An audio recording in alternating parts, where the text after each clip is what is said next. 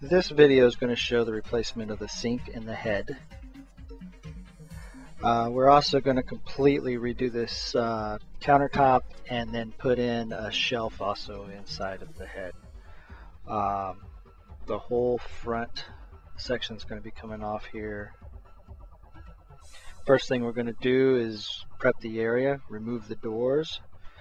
They lift straight up off of hinges, so they're very easily removed. You need a good helper. This is Merlin. And then we need to make sure that all of our valves are shut off. The red shows that the valve is closed and we have it shut off.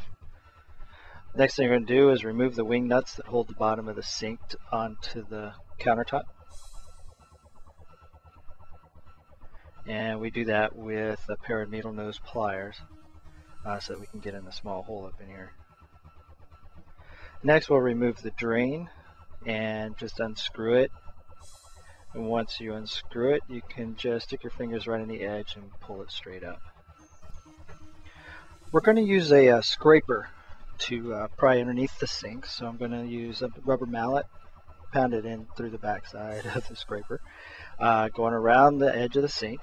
You want to be careful not to damage your sink, especially if you're going to be reusing the same sink.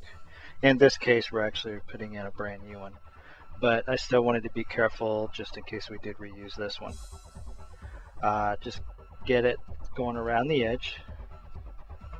Then I'll put a screwdriver and the scraper in underneath the edge so that I have a little bit of a pry point with the screwdriver.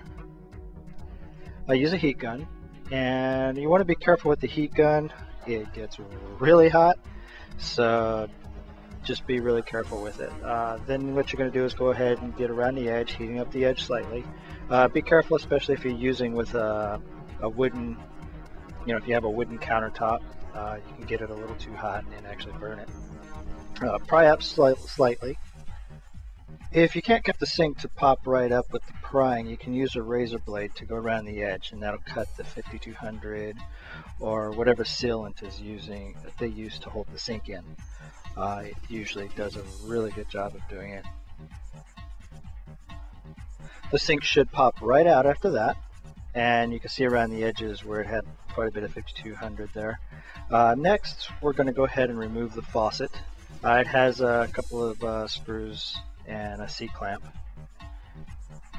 And once we got them removed, the next thing we're going to do is go ahead and remove the clamps holding the lines on, and make sure you plug the lines, and then the faucet should pull right out. And now we're done with this part of the project. In the next video, we're going to remove the front rail and the old Formica countertop.